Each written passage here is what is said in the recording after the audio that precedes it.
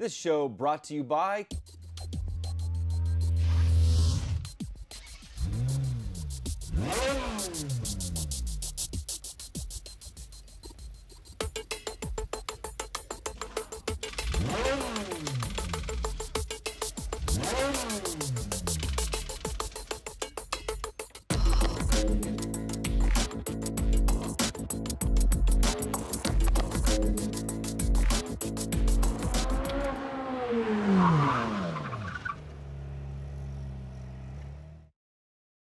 Welcome to Inside Sim Racing. I'm Darren Ganji, and I'm here with my evaluation of the iRacing Rookie Street Stock Division. Also like to mention, and I'm pretty proud of this, is that this is the 500th video that we've posted to this channel.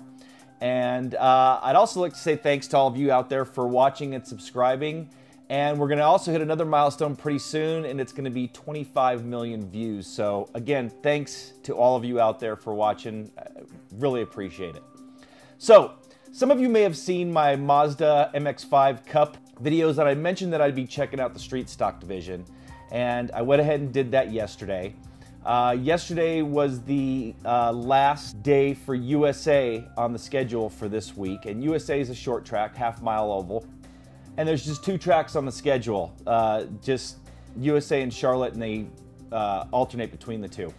So I ran this race this time in my newly configured rig back there, in my To Be Faster 80/20 rig. Gonna have a review on that soon. Ran my Thrustmaster T300, Derek Speare Designs pedals, TH8A shifter, and had Sim Vibe running, my button boxes, all the bells and whistles, so I went all out with this one.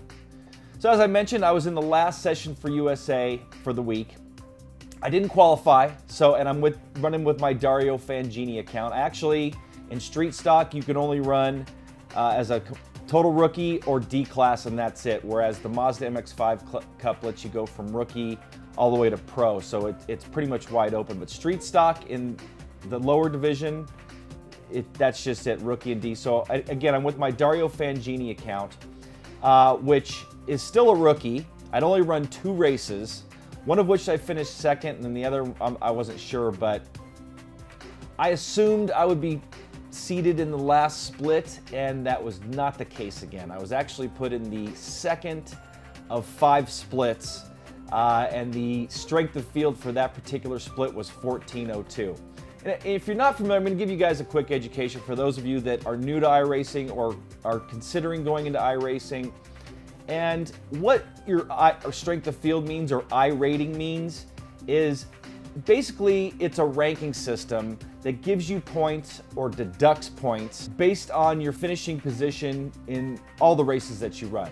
And basically, if you finish mid-pack or better, especially if you finish in the top positions, you're going to get plus iRating points. If you finish in the lower half of the field, you're going to get negative iRacing points. And the lower you finish, the less points you get. The higher you finish, the more points you get. Strength of field plays into it, all that kind of stuff. As a rookie driver, I hadn't established an iRating yet, but really behind the scenes, you are establishing an iRating. And I think they're going to seed you, even though you're a rookie and it doesn't show what your iRating number is. They're going to seed you based on how you've done so far. So since I finished second, led a bunch of laps in that race, I'm assuming I was seated in that 1400 strength of field race. And so basically what that iRating does too is that when, let's say there's 100 guys that join a particular race at a particular time, they're going to split all the drivers up into the maximum amount of drivers per field. I think it's 16 for the Street Stock.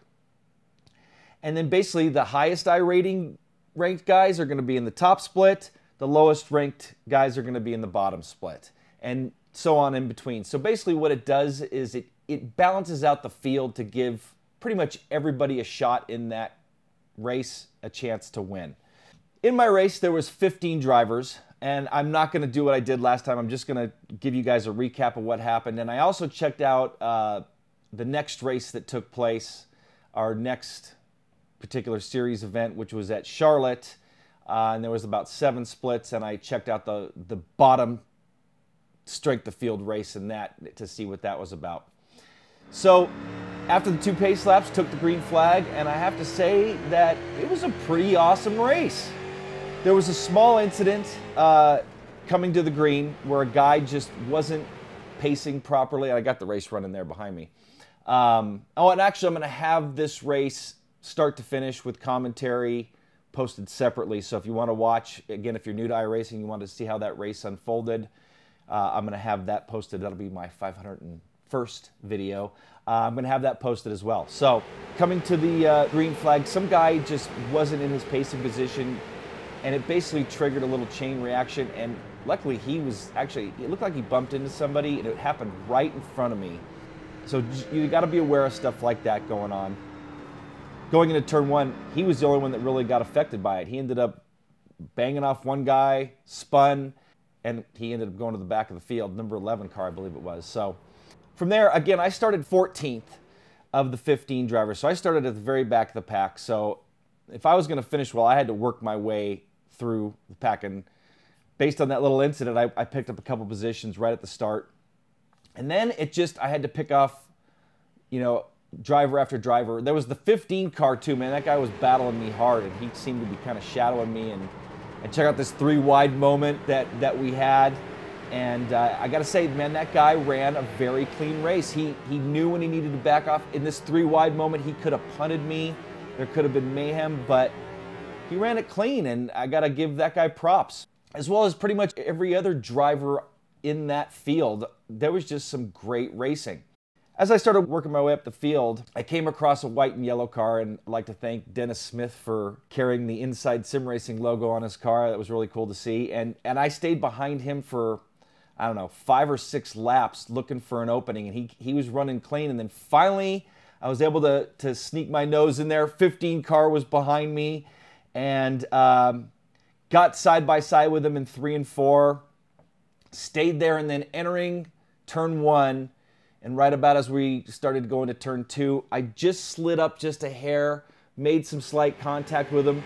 He did a great job of holding on to the car. He didn't lose it. Got a little sideways, straightened it out, and got back into position. So Dennis, I'd like to apologize for the bump there. You know, it was just racing deal. We just, you know, were almost occupying the same space, and I'm glad that it wasn't worse for you. And the 15 car made a great evasive maneuver to not hit either of us. So there's some great racing going on there. So after that, I just put my head down and did my best to finish where I could. And last lap, I came up on 3rd and 4th place, who were kind of battling with each other, and shadowed them for, I don't know, 4 or 5 laps. With 1 to go, I made a move on this guy and was able to hold it, and ended up in 4th. So anyway, I'd like to give a shout out to all the guys in that split for the great race. You know, congrats to the winner of that. I don't have his name handy here, but that was some great racing. So then I went to check out the Charlotte race. And if you haven't run it, Charlotte is like running Daytona or Talladega in the Cup cars, where you're just flat out drafting. There's really no lifting, no braking. It's like if you were running in, you know, the trucks or any one of the higher NASCAR divisions. It's just flat out. I'm not sure I really agree with those cars running there, but it can be fun and it can be kind of stressful. And real quick tip, if you don't know how to spectate or ghost race, basically you go here to locate a session.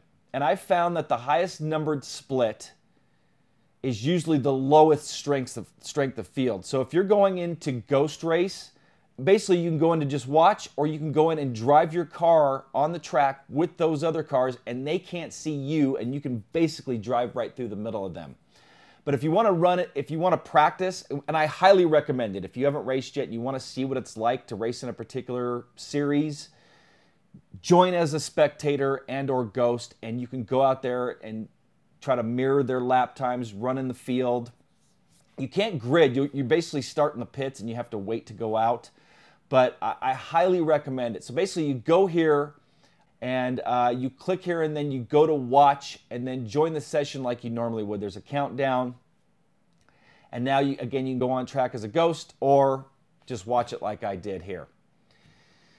So the race I watched had a strength of field of about 500. I think it was like 524 or something like that. And based on the comments I've seen around the community, I honestly thought this race was going to be a wreck fest, especially at Charlotte, where it's usually close quarters, drafting, cars running up on each other. And to my surprise, it was a decent race. I was really pleasantly surprised at the amount of give and take that was given in this race. Sure, there were some incidents. There were some guys that self-spun, and there were some guys that got into each other here and there, but I was expecting a giant, half the field being taken out, and two guys started at the very back of the pack. They at the start of the race, they went to the very back. For a strength of field of 500, just a little over 500, I've honestly seen worse racing at my local short track here at State Line here in Idaho and Spokane County Raceway. I've seen worse in just some of the lower class stuff, the four bangers. I've seen worse racing in those races. And again, this may be an exception to the rule. This may be the average type of races that's going on. I didn't watch a lot. Actually, I watched another race that I bounced into and at Charlotte, and it was pretty clean. So I have to say, you're gonna, in closing, you're gonna run into the good races and the bad. That's just part of racing. I mean, you see crappy races in real life. I mean, you'll see crappy races at the top levels of racing. And, and we're talking oval in the Sprint Cup. Actually, I don't think it's Sprint anymore, but in the Cup cars, you see crappy races. And nationwide, in the trucks, you're going to see great races, and you're going to see, sometimes when they got 15 cautions and it's just a wreck fest. But it's racing. And here's the other thing that you got to take into account is that we're all connecting from all over the world. And that connection, basically your connection's going from your house to the server and back. And everybody's doing that same thing.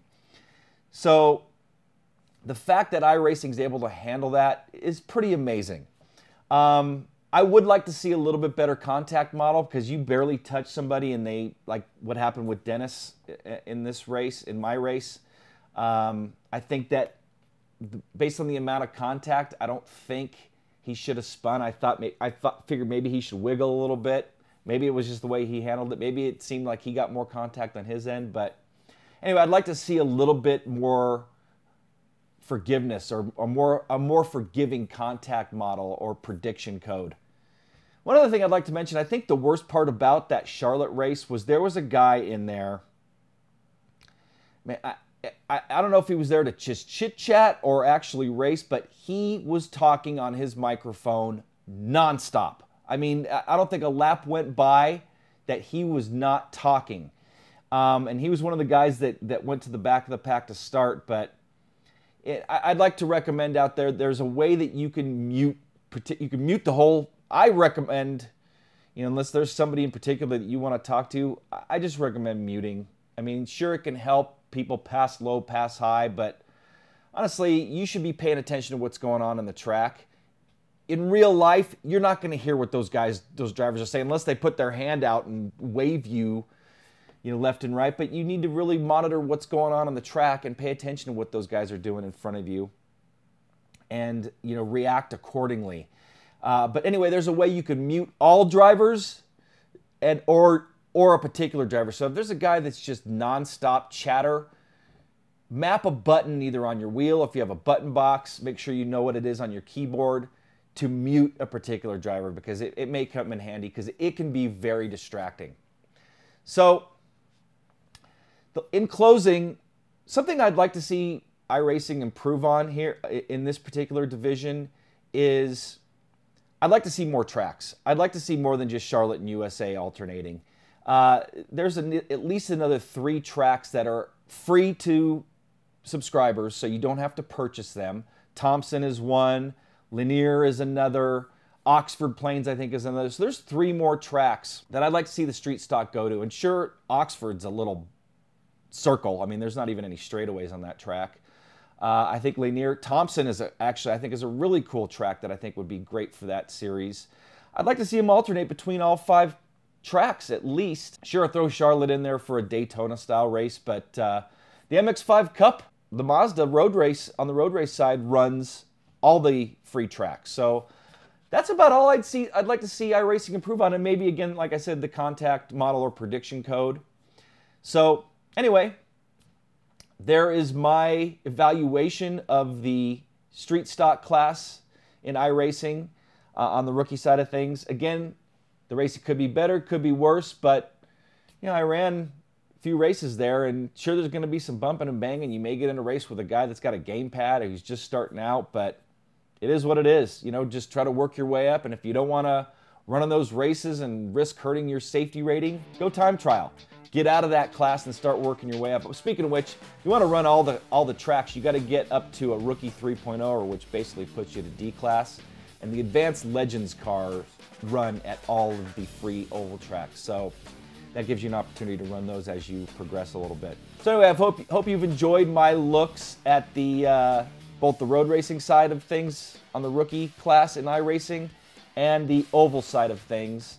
Would appreciate you coming to visit our website, ISRTV.com. Come and discuss iRacing or any other piece of software on the market, hardware as well. Like us on Facebook, follow us on Twitter, and subscribe to us here on YouTube. We'd really appreciate it. And that's going to wrap things up. I'm Darren Ganji for Inside Sim Racing. Oh, check out my full race if you want to. Don't forget, that's going to be posted. As a matter of fact, I'll have a link in the description here for you guys to check it out. See you guys next time.